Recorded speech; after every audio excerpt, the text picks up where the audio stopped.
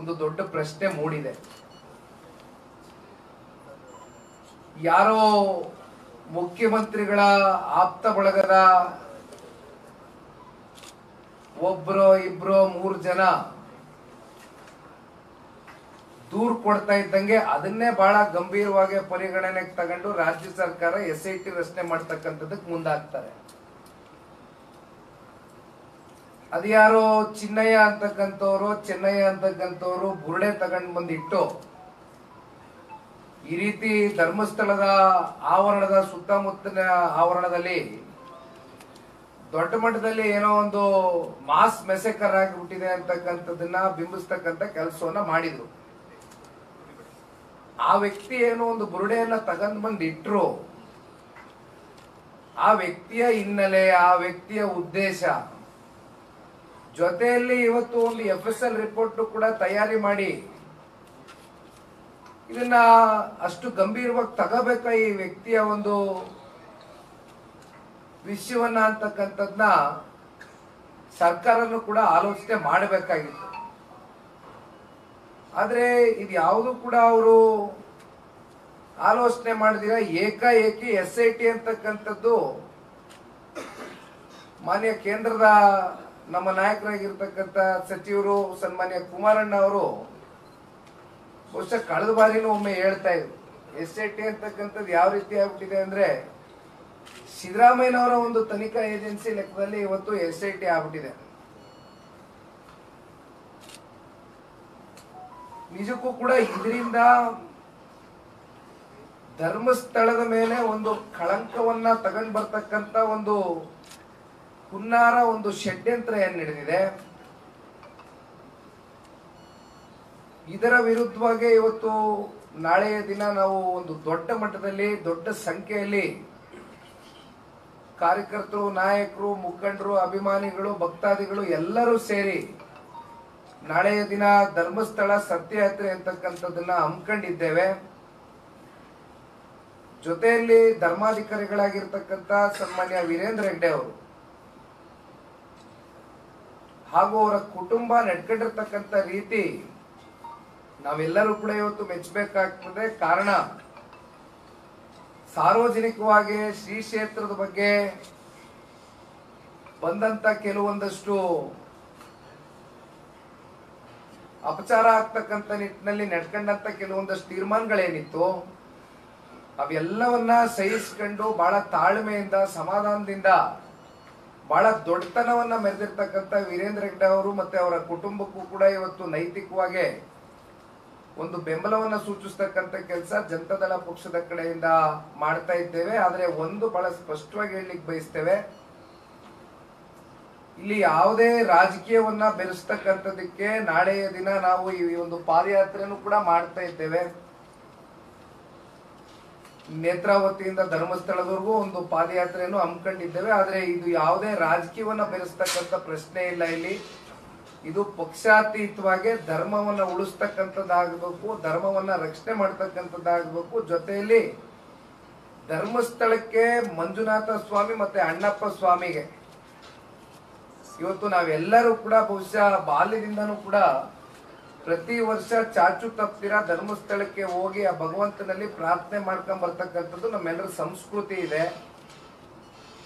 ಇವತ್ತು ಧರ್ಮಸ್ಥಳದ ಕಡೆಯಿಂದ ಸಾಕಷ್ಟು ಶೈಕ್ಷಣಿಕವಾಗಿ, ಆಧ್ಯಾತ್ಮ ಇರ್ಬೋದು, ಶೈಕ್ಷಣಿಕವಾಗಿರ್ಬೋದು, ಸಾಮಾಜಿಕವಾಗಿರ್ಬೋದು, ಸಾಕಷ್ಟು ಸಮಾಜಮುಖಿ ಕೆಲಸಗಳು ಕೂಡ ಧರ್ಮಾಧಿಕಾರಿಗಳ ಕಡೆಯಿಂದ ಕೂಡ ನಡೀತಾ ಬಂದಿದೆ ನಿರಂತರವಾಗಿ. ಇಂಥ ಒಂದು ಶ್ರೀ ಕ್ಷೇತ್ರದ ವಿರುದ್ಧವಾಗಿ ಕೆಲವೊಂದಷ್ಟು ಆರ್ಗನೈಸೇಷನ್ಗಳು ಇವತ್ತು ಪಿತೂರಿಯನ್ನ ಮಾಡಿ ಒಂದು ಕಪ್ ಚುಕ್ಕೆ ತಗೊಂಡ್ ಬರ್ತಕ್ಕಂಥ ಪ್ರಯತ್ನವನ್ನ ಏನ್ ಮಾಡಿದ್ದಾರೆ, ಅದರ ವಿರುದ್ಧವಾಗಿ ಇವತ್ತು ನಾವು ನಾಳೆಯ ದಿನ ಒಂದು ನೈತಿಕ ಬೆಂಬಲವನ್ನ ಸೂಚಿಸಬೇಕು ಅಂತಕ್ಕಂಥದ್ನ ನಮ್ಮ ನಾಯಕರಾದಂತ ಹಾಗೂ ವರಿಷ್ಠರಾದಂತ ಸನ್ಮಾನ್ಯ ದೇವೇಗೌಡರು ಸಾಹೇಬರು ಹಾಗೂ ಕುಮಾರಣ್ಣ ಅವರು ಇಬ್ರು ಕೂಡ ಪಕ್ಷದ ನಾಯಕರುಗಳಿಗೆ, ರಾಜ್ಯ ಮಟ್ಟದ ನಾಯಕರುಗಳಿಗೆ ಮಾತಾಡಿ ಚರ್ಚೆಯನ್ನ ಈಗಾಗಲೇ ಮಾಡಿದ್ವು. ಗೌರಿ ಗಣೇಶ ಹಬ್ಬ ಕಳೆದ ಬಳಿಕ ಇದನ್ನ ಅಧಿಕೃತವಾಗಿ ಒಂದು ದಿನಾಂಕವನ್ನ ಘೋಷಣೆ ಮಾಡಬೇಕು ಅಂತಕ್ಕಂಥದ್ದು ಕೂಡ ಈಗಾಗಲೇ ಪಕ್ಷದ ಚೌಕಟ್ಟಿನಲ್ಲಿ ನಾಯಕರ ಜೊತೆ ಕೂತ್ಕೊಂಡು ವರಿಷ್ಠರು ಕೂತ್ಕೊಂಡು ಚರ್ಚೆ ಮಾಡಿದ್ರು. ಹಾಗಾಗಿ ನಿನ್ನೆ ದಿನ ಬೆಂಗಳೂರಿನಲ್ಲಿ ಪ್ರೆಸ್ ಮೀಟ್ ಅನ್ನ ಕರೆದಿದ್ವು. ಅಲ್ಲೂ ಕೂಡ ಇಡೀ ರಾಜ್ಯಕ್ಕೆ ಒಂದು ಕರೆಯನ್ನ ಕೊಟ್ಟಿದ್ದೇವೆ.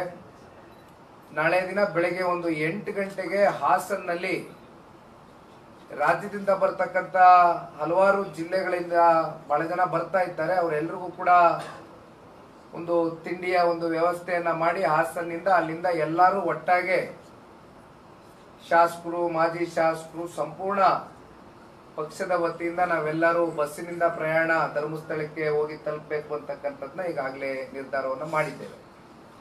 ಆ ಹಿನ್ನೆಲೆಯಲ್ಲಿ ಇವತ್ತು ನೀವೆಲ್ಲರೂ ಸೇರಿದ್ದೇವಣ. ಮಂಡ್ಯ ಜಿಲ್ಲೆಯ ಪತ್ರಿಕಾ ಮಾಧ್ಯಮ ಮತ್ತೆ ದೃಶ್ಯ ಮಾಧ್ಯಮದ ಸ್ನೇಹಿತರಿಗೆ ಧನ್ಯವಾದಗಳನ್ನ ತಿಳಿಸ್ಲಿಕ್ಕೆ ಬಯಸ್ತೇನೆ. ರಚನೆ ಮಾಡೋ ಮೊದಲು FSL ವರದಿ ತರಿಸಬೇಕು ಅಂತ ಹೇಳಿದ್ರಿ, ಆದ್ರೆ ವಿರೋಧ ಮಾಡ್ತಿದ್ರಿ. ಅವ್ರು ಹೇಳ್ತಾರೆ ಗೌರ್ಮೆಂಟ್ SIT ರಚನೆಗೆ ಧರ್ಮಾಧಿಕಾರಿಗಳು ಸ್ವಾಗತ ಮಾಡಿದ್ರು. SIT ರಚನೆ ಮಾಡಿದ್ರಿಂದಲೇ ಸತ್ಯಾಸತ್ಯ ಆಚೆ ಬರಕ್ಕೆ ಸಾಧ್ಯ ಆಯ್ತು ಅಂತ. SIT ನೀವು ರಚನೆ ಮಾಡಿದ್ದು ತಪ್ಪು ಅಂತ ಯಾರು ಕೂಡ ಹೇಳಲಿಲ್ಲ. ಪ್ರಾರಂಭಿಕ ಹಂತದಲ್ಲೂ ಸರ್ಕಾರ ನಡೆಸ್ತಾ ಇರ್ತಕ್ಕಂಥವ್ರು ನೀವು. ಈಗ ಇಂಟೆಲಿಜೆನ್ಸ್ ರಿಪೋರ್ಟ್ ಇರ್ಬೋದು ಅಥವಾ ಇನ್ನು ಹೆಚ್ಚಿನ ಇದ್ರ ಬಗ್ಗೆ ಮಾಹಿತಿಯನ್ನ ಪಡ್ಕೊಳ್ತಕ್ಕಂಥದಕ್ಕೆ ಸರ್ಕಾರಕ್ಕೆ, ಮುಖ್ಯಮಂತ್ರಿಗಳಿಗೆ ಮತ್ತು ಉಪಮುಖ್ಯಮಂತ್ರಿಗಳಿಗೆ ಇವ್ರಿಗೆಲ್ರಿಗೂ ಒಂದು ಅವಕಾಶ ಇದೆ. ಯಾರೋ ಒಬ್ಬ 3 ಜನ ವ್ಯಕ್ತಿಗಳು ದೂರು ಕೊಟ್ಟಂತ ಸಂದರ್ಭದಲ್ಲಿ ಅದನ್ನೇ ಗಂಭೀರವಾಗಿ ತಗೊಂಡು SIT ತರಾತುರಿಯಲ್ಲಿ ರಚನೆ ಮಾಡಿದ್ರ ಅಂತಕ್ಕಂಥದ್ದು ಇವತ್ತು ಪ್ರತಿಯೊಬ್ರು ಕೂಡ ಪ್ರಶ್ನೆ ಕೇಳ್ತಾ ಇರ್ತಕ್ಕಂಥದ್ದು. ಯಾಕಂದ್ರೆ ಕಳೆದ 40-45 ದಿನದಿಂದಾನು ನಾನು ಒಂದು ನಿಮ್ಮ ಮಾಧ್ಯಮದ ಮಿತ್ರರಿಗೆ ಧನ್ಯವಾದಗಳನ್ನ ತಿಳಿಸ್ಲಿಕ್ಕೆ ಬಯಸ್ತೇನೆ. ಯಾಕೆಂದ್ರೆ ಇಂಟರ್ನ್ಯಾಷನಲ್ ಮೀಡಿಯಾ ಪ್ಲಾಟ್ಫಾರ್ಮ್ಗಳಲ್ಲಿ, ಯೂಟ್ಯೂಬ್ ಚಾನೆಲ್ಗಳಲ್ಲಿ ಯಾವ ರೀತಿ ಧರ್ಮಸ್ಥಳದ ವಿರುದ್ಧವಾಗಿ ಕೆಲವೊಂದಷ್ಟು ಎಪಿಸೋಡ್ಗಳು ಪ್ರಸಾರ ಆಯಿತು, ವ್ಯವಸ್ಥಿತವಾದಂತ ಫಂಡಿಂಗ್ಗಳನ್ನ ಮಾಡಿ ಎಪಿಸೋಡ್ಗಳು ಧರ್ಮಸ್ಥಳದ ವಿರುದ್ಧವಾಗಿ ಸಾಕಷ್ಟು ಚಾನೆಲ್ಗಳು ಪ್ರಸಾರ ಮಾಡಿದ್ರು. ಆದರೆ ತಾವುಗಳು ಮಾಧ್ಯಮದ ಮಿತ್ರರು, regional media friends, especially regional ಮೀಡಿಯಾದ ಮಾಧ್ಯಮದ ಮಿತ್ರರು ತಾವೆಲ್ಲರೂ ಗ್ರೌಂಡ್ ರಿಯಾಲಿಟಿಯನ್ನ ತೆಗೆದು ಜನಗಳ ಮುಂದೆ ಇಡ್ತಕ್ಕಂಥ ಕೆಲಸ ಮಾಡಿದ್ರಿ. ಸರ್ಕಾರಕ್ಕೂ ಕೂಡ ಎಚ್ಚರಿಸ್ತಕ್ಕಂಥ ಕೆಲಸವೂ ಕೂಡ ಮಾಡಿರ್ತಕ್ಕಂಥವ್ರು ನೀವು. ಹಾಗಾಗಿ ಇವತ್ತು SIT ರಚನೆ ಮಾಡಿರ್ತಕ್ಕಂಥ ತಪ್ಪು ಅಂತ ನಾವು ಹೇಳಲಿಕ್ಕಿಲ್ಲ. ಆದ್ರೆ SIT ರಚನೆ ಮಾಡ್ತಕ್ಕಂಥ ಅಗತ್ಯತೆ ಇತ್ತೋ ಇಲ್ವೋ ಅಷ್ಟು ತರಾತುರಿಯಲ್ಲಿ ಇರ್ತಕ್ಕಂಥ ಸರ್ಕಾರ ಆಲೋಚನೆ ಮಾಡಬೇಕಾಗಿತ್ತು. ಅದು ನಮ್ಮ ಅಭಿಪ್ರಾಯ. ಏನ್ ಸತ್ಯ ಹೊರಗಡೆ ತಗೊಂಡ್ಬಂದಿದ್ದಾರೆ?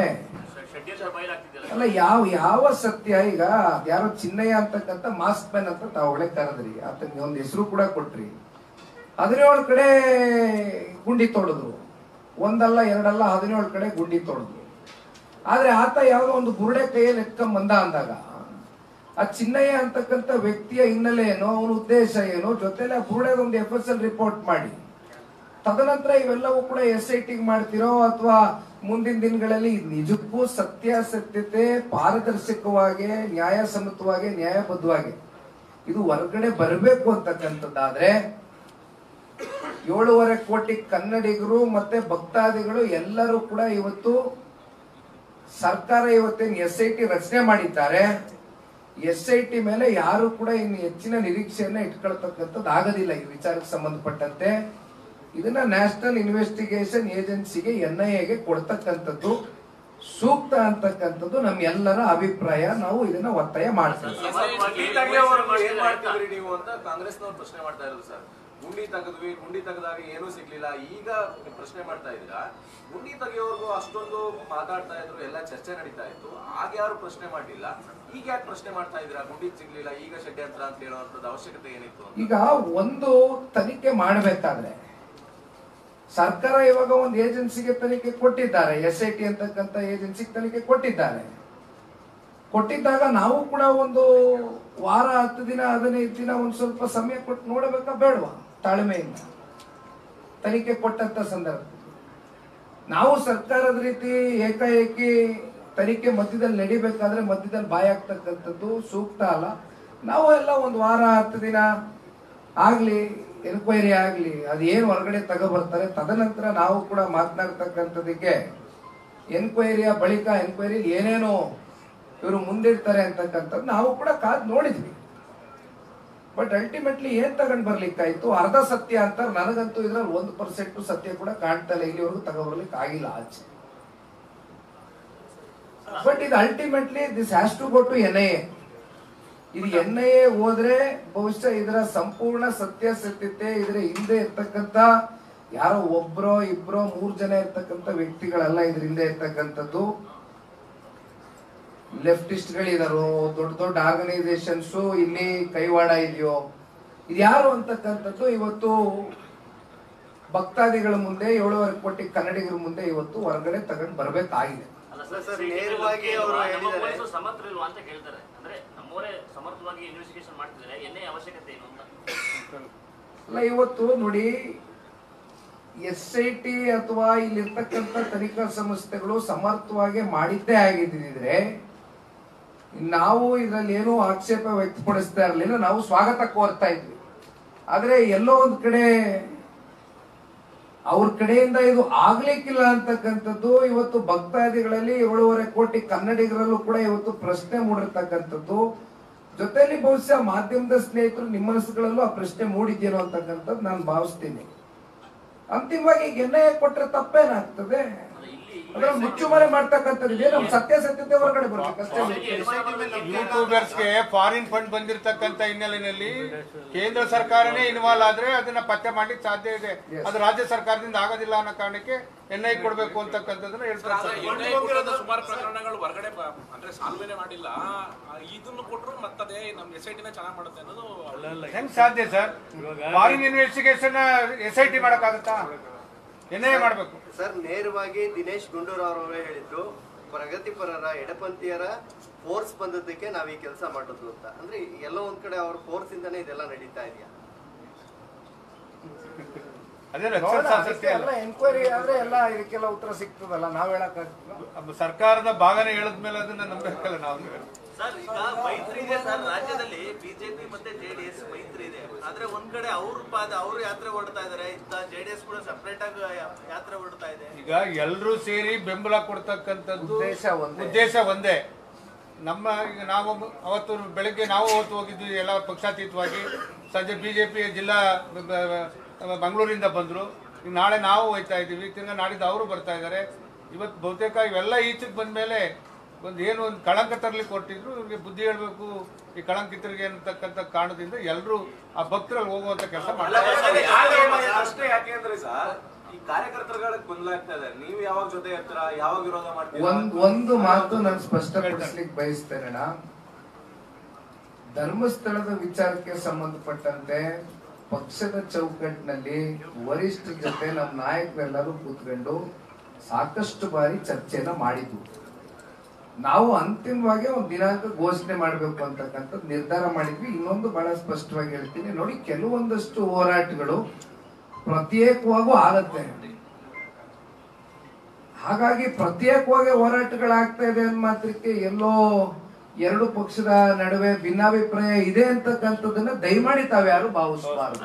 ಯಾಕಂದ್ರೆ ನಮ್ಮ ಉದ್ದೇಶ ಒಂದೇ ಏನಿಲ್ಲ. ನಮ್ಮ ಕಾರ್ಯಕರ್ತರಿಗೂ ಗೊಂದಲ ಇಲ್ಲ, BJP ಕಾರ್ಯಕರ್ತರಿಗೂ ಗೊಂದಲ ಇಲ್ಲ. ಇಬ್ರು ಸೇರಿ ಮೈಸೂರು ಚಲೋ ಮಾಡಿದ್ರೆ ಸಕ್ಸಸ್ ಆಯ್ತು. ಅದಾದ ನಂತರವಾಗಿ ಪ್ರತ್ಯೇಕವಾಗಿ ಹಲವು ಹೋರಾಟಗಳು ಮಾಡಿದ್ರೆ ಅದ್ಯಾವುದು ಕೂಡ ಸಕ್ಸಸ್ ಆಗಿಲ್ಲ. ಯಾವುದು ಪ್ರತ್ಯೇಕವಾಗಿ ಮಾಡಬೇಕು, ಯಾವುದು ಜೊತೆಗೂಡಿ ಮಾಡಬೇಕು ಅಂತಕ್ಕಂಥದ್ದು ಸಮಯ ಸಂದರ್ಭ ಬಂದಾಗ ತೀರ್ಮಾನಗಳು ತಗೊಳ್ತದೆ ಎರಡು ಪಕ್ಷದ ನಾಯಕರು. ಆಗತ್ತಲ್ಲ. ಈಗ 1 ನಿಮಿಷ ಅಧಿವೇಶನ ಪ್ರಾರಂಭ ಆಗ್ಲಿಕ್ಕೆ ಮುಂಚಿತವಾಗಿ ನಮ್ಮ ಅಶೋಕಣ್ಣ ಅವರು ವಿರೋಧ ಪಕ್ಷದ ನಾಯಕರು ನನಗೆ ಫೋನ್ ಮಾಡಿದ್ರು. ಶಾಸಕ ಮಿತ್ರರು ನಾವೆಲ್ಲರೂ ಸೇರಿದ್ವಿ, ಮಾಜಿ ಶಾಸಕರು ಕೂತ್ಕೊಂಡು ಚರ್ಚೆ ಮಾಡಿ ಯಾವ ರೀತಿ ಮಾಡಬೇಕು, ಅಧಿವೇಶನದಲ್ಲಿ ಏನೇನು ಚರ್ಚೆ ಮಾಡಬೇಕು, ಯಾವ್ಯಾವ ವಿಷಯ ಪ್ರಸ್ತಾವನೆ ಇಡಬೇಕು ಅಂತಕ್ಕಂಥದ್ದು ಕೂತ್ಕೊಂಡು ನಾವು ಒಂದು ಮೀಟಿಂಗ್ ಮಾಡಿದ್ವು. ಜೊತೆಲೆ ಬಂದು ಜಂಟಿಯಾಗಿ ಒಂದು ನಿಮಗೆ ಪ್ರೆಸ್ ಮೀಟು ಕೂಡ ಮಾಡಿದ್ವು ಇತ್ತೀಚಿನ ದಿನಗಳಲ್ಲಿ. ಹಾಗಾಗಿ ಯಾವ್ದು ಒಟ್ಟಾಗಿ ಮಾಡಬೇಕು, ಯಾವ ಪ್ರತ್ಯೇಕವಾಗಿ ಮಾಡಬೇಕು ಅಂತಕ್ಕಂಥದ್ದು ಆಯಾ ಸಂದರ್ಭದಲ್ಲಿ ತೀರ್ಮಾನ ತಗೋತೇವೆ. ಎರಡು ಪಕ್ಷಗಳು ರಾಜಕೀಯ ಲಾಭ ಪಡ್ಕೊಳ್ಳೋದಕ್ಕೋಸ್ಕರ ಈ ರೀತಿ ಪ್ರತ್ಯೇಕವಾಗಿ ಮಾಡ್ತಾ ಇದ್ದಾರೆ ಒಂದು ಚರ್ಚೆ ಸರ್. ವಿರೋಧ ಪಕ್ಷ ಕಾಂಗ್ರೆಸ್ನವ್ರು ಹೇಳ್ತಾರೆ, ಕಾಂಗ್ರೆಸ್ನವ್ರು ಹೇಳ್ತಾರೆ ಅವರಲ್ಲಿ ಆತಂಕ ಇದೆ 2028 ಏನಾಗ್ತದೋ ಏನೋ ಅಂತಕ್ಕಂಥದ್ದು ಅವರಲ್ಲಿ ಆತಂಕ ಇದೆ ಹೇಳ್ತಾರೆ. ಈ ತಂದೆಯವರ ಆರೋಗ್ಯದ ಬಗ್ಗೆ ನೆನ್ನೆ ಒಂದು ಸ್ಪೀಚ್ ಕೊಡ್ತೀವಿ ಸರ್. ನನ್ನ ಆಯುಷ್ ಕೂಡ ಅವ್ರು ಕೊಡಬೇಕು ಅನ್ನುವಂಥ ಆತಂಕವನ್ನು ವ್ಯಕ್ತಪಡಿಸಿರಿ. ವಾಸ್ತವವಾಗಿ ಅಪ್ಪಾಜಿಯವರ ಆರೋಗ್ಯ ಯಾವ ರೀತಿ ಇದೆ ಅಂತ ಆತಂಕ ಏನು ವ್ಯಕ್ತಪಡಿಸಿಲ್ಲಣ್ಣ. ನಾನು ಒಬ್ಬ ಮಗ ಜೊತೆನಲ್ಲಿ ನಮ್ಮ ತಂದೆಯವ್ರ ಮೇಲೆ ಸಾಕಷ್ಟು ಜನ, ಲಕ್ಷಾಂತರ ಜನ, ಕೋಟ್ಯಾಂತರ ಜನ ಕಾರ್ಯಕರ್ತರು ಅವ್ರನ್ನ ನಂಬ್ಕೊಂಡಿದ್ದಾರೆ. ಹಾಗಾಗಿ ನಾನು ದೇವನಹಳ್ಳಿನಲ್ಲಿ ಮಾತಾಡಬೇಕಾದ್ರೆ ಒಂದು ಸ್ವಲ್ಪ ಭಾವನಾತ್ಮಕವಾಗಿ ಮಾತಾಡದೆ ಅನ್ನೋದು ಬಿಟ್ರೆ ಬೇರೆ ಏನೇನು ಆತಂಕ ಪಡ್ತಕ್ಕಂಥದ್ದೇನಿಲ್ಲ. ಈ ಮುಂದೆ ಏನು ನಾನು ಮುಚ್ಚುವರೆ ಮಾಡ್ತಕ್ಕಂಥದ್ದು ಏನಿಲ್ಲ. ಸಣ್ಣ ಪುಟ್ಟ ವ್ಯತ್ಯಾಸಗಳಂತೂ ಆಗಿದ್ದು ಸತ್ಯ. ಇನ್ಫೆಕ್ಷನ್ ಆಗಿತ್ತು, ಡಯಾಗ್ನೋಸಿಸ್ ಮಾಡೋದ್ರಲ್ಲಿ ಒಂದು ಸ್ವಲ್ಪ ತಡ ಆಯ್ತು. ಡಯಾಗ್ನೈಸ್ ಆಗಿದೆ, ಈಗ ಅದಕ್ಕೆ ಬೇಕಾದಂತ ಸೂಕ್ತವಾದಂತ ಮೆಡಿಕೇಶನ್ ಕೂಡ ತಗೊಳ್ತಾ ಇದ್ದಾರೆ. ಈಗಾಗಲೇ ಅವರು ಗುಣಮುಖರಾಗಿದ್ದಾರೆ. ಇನ್ನೊಂದು ವಾರ 2 ವಾರದಲ್ಲಿ ಸಂಪೂರ್ಣವಾಗಿ ಆರೋಗ್ಯದಲ್ಲಿ ಚೇತರಿಕೆನೂ ಆಗುತ್ತೆ. ಹಿಂದಿದ್ದಂಗೆ ಲವಲವಿಕೆಯಲ್ಲಿ ಎಲ್ಲರ ಜೊತೆನೂ ಕೂಡ ಸನ್ಮಾನ್ಯ ಕುಮಾರಣ್ಣ ಅವರು ಹೆಜ್ಜೆನ ಹಾಕ್ತಾರೆ. ಯಾರು ಆತಂಕ ಪಡ್ತಕ್ಕಂಥದ್ದೇನು ಬೇಡ. ನಮ್ಮ ಕಾರ್ಯಕರ್ತರು ನಮ್ಮ ಮಾಧ್ಯಮದ ಮೂಲಕ ವಿಷಯ ತಿಳಿಸ್ತಾರೆ. ಎಲ್ಲ ಜೆಡಿಎಸ್ ಸಂಬಂಧಪಟ್ಟಂಗೆ ಇಲ್ಲಿ ಪಕ್ಷದೊಳಗಿರುವಂಥ ಗೊಂದಲಗಳು ಇನ್ನೂ ಬಗೆಹರಿದಿಲ್ಲ. ಯಾಕೆಂದ್ರೆ ಶ್ರೀರಂಗಪಟ್ಟಣ ಮತ್ತೆ ನಾಗಮಂಗಲ MLA-ಗಳು ಸಕ್ರಿಯ ಮಾಜಿ MLA-ಗಳು ಸಕ್ರಿಯವಾಗಿ JDS ಪಕ್ಷದ ಪ್ರೋಗ್ರಾಮ್ಗಳು ಭಾಗವಹಿಸಲ್ಲ. ಎಲ್ಲರೂ ವೇದಿಕೆಗೆ ಬಂದು ತುಂಬಾ ವರ್ಷಗಳಾಗೋಗ್ತದೆ. ಒಂದೇ ವೇದಿಕೆಗೆ ತಮ್ಮಣ್ಣ ಸಾಹೇಬ್ರು ಇದ್ದಾರೆ, ನಾಗಮಂಗಲದವ್ರು ಹೈದರಾಬಾದ್ ಇದ್ದಾರೆ. ಈಗ ತಾನೇ ಸುರೇಶ್ ಮತ್ ಮಾತಾಡಿದೆ, ನೈಟ್ ಹಾಸನಕ್ಕೆ ಬರ್ತಾರೆ. ಮೊನ್ನೆ ಮೀಟಿಂಗ್ ಜೊತೆಲೆ ಮಾಡಿದ DC ಬ್ಯಾಂಕ್ ಎಲ್ಲಾ ನಾಯಕರು ಇಲ್ಲೇ ಇಲ್ವಲ್ಲ, ಅವರು ನಮ್ ಜೊತೆನೆ ಇದ್ದಾರೆ. ಬರ್ತಾರೆ, ಏನೋ ಹುಷಾರಿಲ್ಲ ತಾಯಿಗಿಂತ.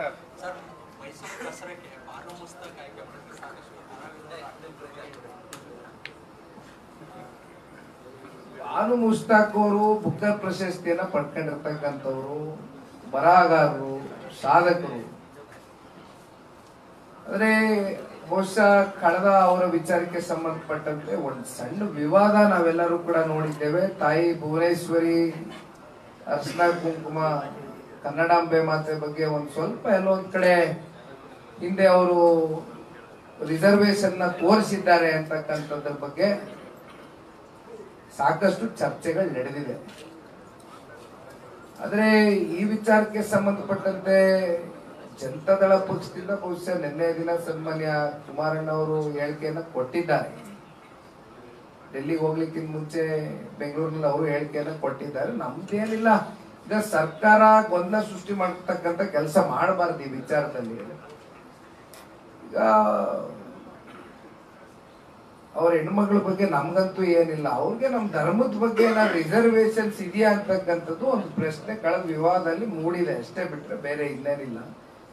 ಇದನ್ನ ಸರ್ಕಾರ ಈ ರೀತಿ ಸುಮ್ಮನೆ ಒಂದು ಗೊಂದಲ ಮಾಡ್ತಕ್ಕಂಥದ್ದು. ಯಾಕೆಂದ್ರೆ ನಿಸಾರ್ ಅಹಮದ್ ಅವರು ಇವರೆಲ್ಲರೂ ಕೂಡ ಇನಾಗ್ರೇಷನ್ ಮಾಡಿರ್ತಕ್ಕಂಥ ದಸರಾ ನಾವು ನೋಡಿದ್ವಿ, ತಪ್ಪು ಅಂತ ನಾವೇನು ಹೇಳಲಿಕ್ಕಿಲ್ಲ.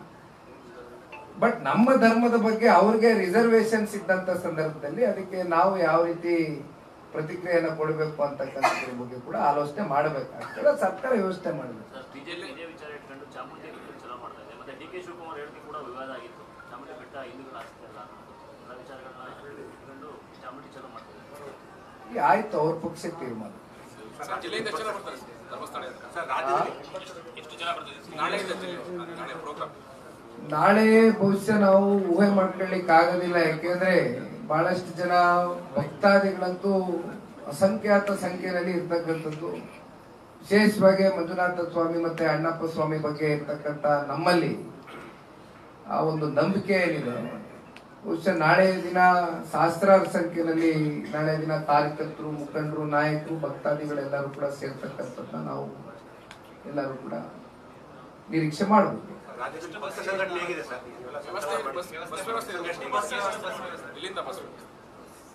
ವ್ಯವಸ್ಥೆಗಳು ನಮ್ಮ ನಾಯಕರುಗಳು ಕೆಲವೊಂದಷ್ಟು ವ್ಯವಸ್ಥೆಗಳು ಅವರು ಮಾಡ್ಕೊಂಡಿದ್ದಾರೆ. ಮತ್ತೆ ಪ್ರೈವೇಟ್ ವೆಹಿಕಲ್ ಗಳಲ್ಲಿ ಬರ್ತಕ್ಕಂಥದಕ್ಕೆ ಬಹಳ ಜನ ಮುಖಂಡರು, ಕಾರ್ಯಕರ್ತರು ಅವರು ಕೂಡ ಬರ್ತಾ ಇದ್ದಾರೆ. ವ್ಯವಸ್ಥೆಗಳು ಆಗಿದೆ. ದೊಡ್ಡ ಮಟ್ಟದಲ್ಲಿ ನಾಳೆಯ ದಿನ ನೀವೆಲ್ಲರೂ ಕೂಡ ನಿರೀಕ್ಷೆ ಮಾಡಬಹುದು. ಪಕ್ಷ ಸಂಘಟನೆ ಈಗಾಗಲೇ ಒಂದು 55 ವಿಧಾನಸಭಾ ಕ್ಷೇತ್ರ ವ್ಯಾಪ್ತಿ ಈಗಾಗಲೇ ನಮ್ಮ ಸದಸ್ಯತ್ವ ನೋಂದಣಿ ಕಾರ್ಯಕ್ರಮ ಬಹಳ ಯಶಸ್ವಿಯಾಗಿ ಸಾಗಿದೆಯಲ್ಲ. ಇನ್ನು ಒಂದಷ್ಟು ಕ್ಷೇತ್ರಗಳಲ್ಲಿ ಬ್ಯಾಲೆನ್ಸ್ ಇದೆ, ಅದು ಕೂಡ ಬಹುಶಃ ಇನ್ನೊಂದು ತಿಂಗಳೊಳಗಡೆ ಎಲ್ಲವೂ ಕೂಡ ಮುಕ್ತಾಯ ಮಾಡ್ತೇವೆ. ಅತಿ ಹೆಚ್ಚು ರಾಮನಗರ ವಿಧಾನಸಭಾ ಕ್ಷೇತ್ರದಲ್ಲಿ ಆಗಿದೆ. ಸದ್ಯಕ್ಕೆ ಇಲ್ಲೇ ರಾಮನಗರ, ಮಂಡ್ಯ, ನಾಗಮಂಗಲ ಮಂಡ್ಯ ಜಿಲ್ಲೆನಲ್ಲಿ ಅತಿ ಹೆಚ್ಚು ಆಗಿದೆ. ಅದು ಫಾರ್ಮ್ ಫಿಲ್ ಮಾಡ್ತಕ್ಕಂಥದ್ದನ್ನ ಮಾತ್ರ ಕನ್ಸಿಡರ್ ಮಾಡ್ತಾ ಇದೀವಿ. ಬಿಕಾಸ್ ಅವರು ಆಕ್ಟಿವ್ ಮೆಂಬರ್ ಅಂತಕ್ಕಂಥದ್ದು ನಾವು ಭಾವಿಸ್ಬೋದು, ಸಕ್ರಿಯ ಸದಸ್ಯರು ಅಂತ. ಫಾರ್ಮ್ ಫಿಲ್ ಆಗಿರ್ತಕ್ಕಂಥದ್ದು ನಂಬರ್ 1 ಪ್ಲೇಸ್ ಸದ್ಯಕ್ಕೆ ರಾಮನಗರ ಇದೆ. ಬಿಟ್ರೆ ಮಂಡ್ಯ, ನಾಗಮಂಗಲ ಇವೆಲ್ಲ ಉತ್ತರ ಇದೆ. Thank you.